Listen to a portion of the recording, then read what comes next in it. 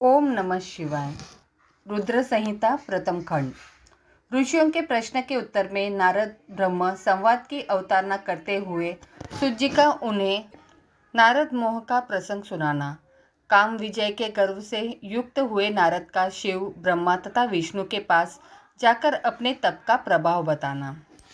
जो विश्व की उत्पत्ति, स्थिति और लय आदि के एकमात्र कारण है, गौरी गिरिराज कुमारी उमा के पति है, तत्वज्ञ हैं जिनकी कीर्ति का कहीं अंत नहीं है, जो माया के आश्रय होकर भी उससे अत्यंत दूर है तथा जिनका स्वरूप अचिंत्य है, उन विमल बोध स्वरूप भगवान शिव को मैं प्रणाम करता हूँ।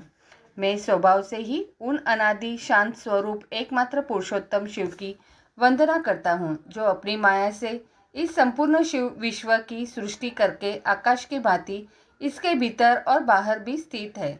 जैसे लोहा चुंबक से आकृष्ट होकर उसके पास ही लटका रहता है, उसी प्रकार ये सारे जगत सदा सब और जिसके आसपास ही भ्रमण करते हैं, जिन्होंने अपने से ही इस प्रपंच को रचने की विधि बताई थी, जो सबके भीतर अंतर्यामी रूप से विराजमान है तथा जिनका अपना स्वरूप अत्यंत गूढ़ है, उन भगवान शिव की मैं सदा सादर वंदना करता हूँ।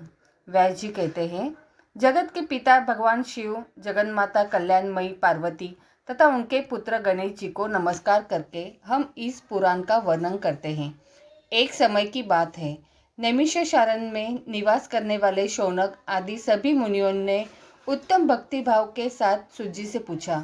ऋषि बोले, महाभाग सूत जी, विश्वेंद्र संहिता की जो साध्य साधन खंड नाम वाली शुभ एवं उत्तम कथा है, उसे हम लोगों ने सुन लिया। उसका आदि भाग बहुत ही रमणीय है तथा वह शिव भक्तों पर भगवान शिव का वात्सल्य स्नेह प्रकट करने वाली है। विद्वान, अब आप भगवान शिव के परम उत्तम स्वरूप का वर्णन कीजिए, साथ ही शिव और पार्वती के दिव्य चरित्रों का पूर्ण रूप से श्रवण कराइए। हम पूछते हैं, निर्गुण महेश्वर लोक में सगुण रूप कैसे धारण करते हैं? हम सब लोग विचार करने पर भी शिव के तत्व को नहीं समझ पाते। सृष्टि के पहले भगवान शिव किस प्रकार अपने स्वरूप से स्थित होते हैं, फिर सृष्टि के मध्यकाल में वे भगवान किस तरह क्रीड़ा करते हुए सम्यक व्यवहार बर्ताव करते हैं और सृष्टि कल्प का अंत होने पर वे महेश्वर देव किस रूप में स्थित रहते हैं। लोक कल्याणकारी शंकर कैसे प्रसन्न होते हैं और प्रसन्न हुए महेश्वर अपने भक्तों तथा दूसरों को कौन सा उत्तम फल प्रदान करते हैं, यह सब हमसे कहिए। हमने सुना है कि भगवान शिव शीघ्र प्रसन्न हो जाते हैं। वे महान दयालु है, इसलिए अपने भक्तों का कष्ट नहीं देख सकते। ब्रह्मा, विष्णु और महेश ये तीन देवता शिव के ही अंग से उत्पन्न हुए हैं। उनके प्राकट्य की कथा तथा उनके विशेष चरित्रों का वर्णन कीजिए। प्रभु, आप उमा के आविर्भाव और विवाह की भी कथा कहिए। विशेषतः उनके गार्हस्थ धर्म का अन्य लीलाओं का भी वर्णन कीजिए। निष्पाप सूत जी, आपको ये सब तथा दूसरों की दूसरी बातें भी अवश्य कहनी चाहिए। सूत जी ने कहा, मुनीश्वरों, आप लोगों ने बड़ी उत्तम बात पूछी है। भगवान सदाशिव की कथा में आप लोगों की जो आंतरिक निष्ठा हुई है, इसके लिए आप धन्यवाद के पात्र हैं। ब्राह्मणों, भगवान शंकर का गुणानुवाद सात्विक, राजस और तामस तीनों ही प्राकृतिक मनुष्यों को सदा आनंद प्रदान करने वाला है। पशुओं की हिंसा करने वाले निष्ठुर कसाई के सिवा दूसरा कौन पुरुष उस गुणानुवाद को सुनने से उब सकता है? जिनके मन में कोई तृष्णा नहीं है, ऐसे महात्मा पुरुष भगवान शिव के उन गुणों का गान करते हैं, क्योंकि वह गुणावली संसार रूपी रोग की दवा है, मन तथा कानों को प्रिय लगने वाली और संपूर्ण मनोरथों को देने वाली है। ब्राह्मणों, आप लोगों के प्रश्न के अनुसार मैं यथा बुद्धि प्रयत्न पूर्वक शिव लीला का वर्णन करता हूँ। आप आदर पूर्वक सुने। जैसे आप लोग पूछ रहे हैं, उसी प्रकार देवर्षि नारद जी ने शिव रूपी भगवान विष्णु से प्रेरित होकर अपने पिता से पूछा था। अपने पुत्र नारद का प्रश्न सुनकर शिव भक्त ब्रह्मा जी का चित्त प्रसन्न हो गया और वे उन मुनि शिरोमणि को हर्ष प्रदान करते हुए प्रेम पूर्वक भगवान शिव के यश का गान करने लगे। एक समय की बात है, मुनि शिरोमणि विप्र नारद जी ने, जो ब्रह्मा जी के पुत्र है, विनीतचित हो तपस्या में मन लगाया। हिमालय पर्वत में कोई एक गुफा थी, जो बड़ी शोभा से संपन्न दिखाई देती थी। उसके निकट देवनंदी गंगा निरंतर वेगपूर्वक बहती थी। वहाँ एक महान दिव्य आश्रम था जो नाना प्रकार की शोभा से सुशोभित था। दिव्यदर्शी नारद जी तपस्या करने के लिए उसी आश्रम में गए। उस गुफा को देखकर मुनिवर नारद जी बड़े प्रसन्न हुए और सुदीर्घ काल तक वहां तपस्या करते रहे। उनका अंतःकरण शुद्ध था। वे दृढ़तापूर्वक आसन बांधकर मौन हो प्राणायाम पूर्वक समाधि में स्थित हो गए। ब्राह्मणों, उन्होंने वह समाधि लगाई जिसमें ब्रह्म का साक्षात्कार करने वाला अह ब्रह्मास्मि यह विज्ञान प्रकट होता है। मुनिवर नारद जी जब इस प्रकार तपस्या करने लगे, उस समय यह समाचार पाकर देवराज इंद्र कांप उठे। वे मानसिक संताप से विह्वल हो गए। ये नारद मुनि मेरा राज्य लेना चाहता है। मन ही मन ऐसा सोचकर इंद्र ने उनकी तपस्या में विघ्न डालने के लिए प्रयत्न करने की इच्छा की। उस समय देवराज ने अपने मन से कामदेव का स्मरण किया। स्मरण करते ही कामदेव आ गए। महेंद्र ने उन्हें नारद जी की तपस्या में विघ्न डालने का आदेश दिया। यह आज्ञा पाकर कामदेव वसंत को साथ ले बड़े गर्व से उस स्थान पर गए और अपना उपाय करने लगे। उन्होंने वहां शीघ्र ही अपनी सारी कलाएं रच डाली।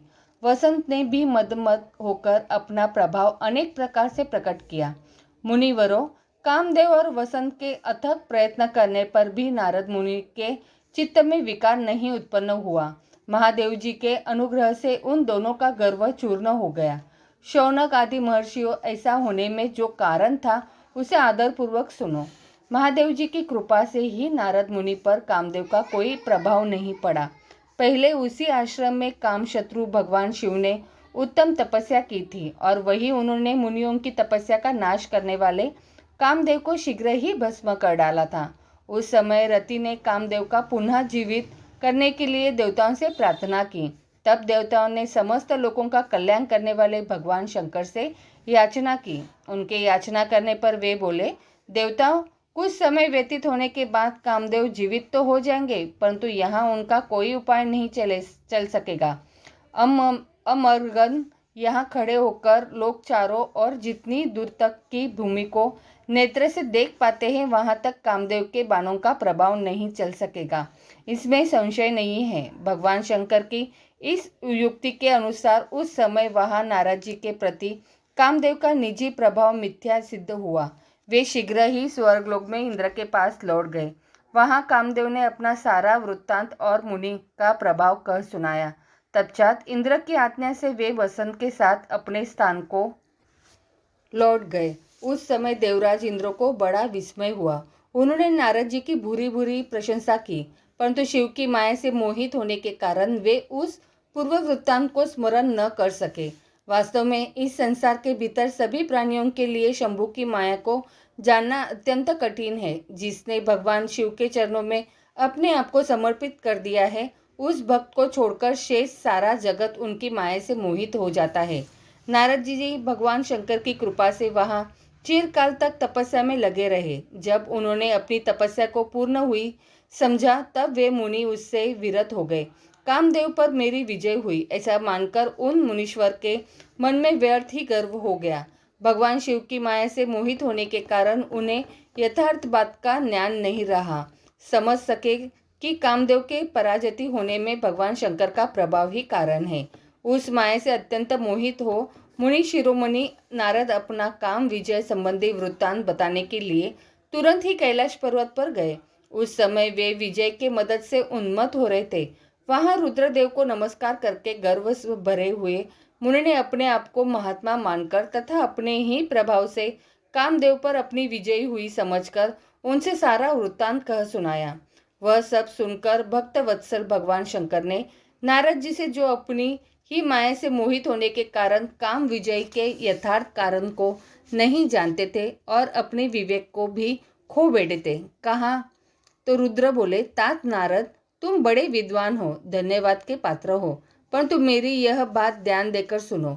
अब से फिर कभी ऐसी बात कहीं भी न कहना, विशेषतः भगवान विष्णु के सामने इसकी चर्चा कदापि न करना। तुमने मुझसे अपना जो वृत्तांत बताया है उसे पूछने पर भी दूसरों के सामने न कहना। यह सिद्धि संबंधी वृत्तांत सर्वथा गुप्त रहने योग्य है। इसे कभी किसी पर प्रकट नहीं करना चाहिए। जय, तुम मुझे विशेष प्रिय हो, इसलिए अधिक जोर देकर मैं तुम्हें यह शिक्षा देता हूँ और इसे न कहने की आज्ञा देता हूँ, क्योंकि तुम भगवान विष्णु के भक्त हो और उनके भक्त होते हुए भी मेरे अत्यंत अनुगामी हो। इस प्रकार बहुत कुछ कहकर संसार की सृष्टि करने वाले भगवान रुद्र ने नारद जी को शिक्षा दी। अपने वृत्तांत को गुप्त रखने के लिए उन्हें समझाया बुझाया, परंतु वे तो शिव की माया से मोहित थे, इसलिए उन्होंने उनकी दी हुई शिक्षा को अपने लिए हितकर नहीं माना। तदंतर मुनि शिरोमणि नारद ब्रह्मलोक में गए। वहां ब्रह्मा जी को नमस्कार करके उन्होंने कहा, पिताजी, मैंने अपने तपोबल से कामदेव को जीत लिया है। उनकी वह बात सुनकर ब्रह्मा जी ने भगवान शिव के चरणारविंदों बिंदुओं का चिंतन किया और सारा कारण जानकर अपने पुत्र को यह सब कहने से मना किया, परंतु नारद जी शिव की माया से मोहित थे, अतएव उनकी चित्त में मद का अंकुर जम गया था, उनकी बुद्धि मारी गई थी। इसलिए नारद जी अपना सारा वृत्तांत भगवान विष्णु के सामने कहने के लिए वहां से शीघ्र ही विष्णु लोक में गए। नारद मुनि को आते देख भगवान विष्णु बड़े आदर से उठे और शीघ्र ही आगे बढ़कर उन्होंने मुनि को हृदय से लगा लिया। मुनि के आगमन का क्या हेतु है, इसका उन्हें पहले से ही पता था। नारद जी को अपने आसन पर बिठाकर भगवान शिव के चरणारविंदों का चिंतन करके श्री हरि ने उनसे पूछा। भगवान विष्णु बोले, तात, कहाँ से आते हो? यहाँ किस लिए तुम्हारा आगमन हुआ है? मुनि श्रेष्ठ, तुम धन्य हो, तुम्हारे शुभागमन से ही मैं पवित्र हो गया। भगवान विष्णु का यह वचन सुनकर गर्व से भरे हुए नारद मुनि ने मद से मोहित होकर अपना सारा वृत्तांत बड़े अभिमान के साथ कह सुनाया।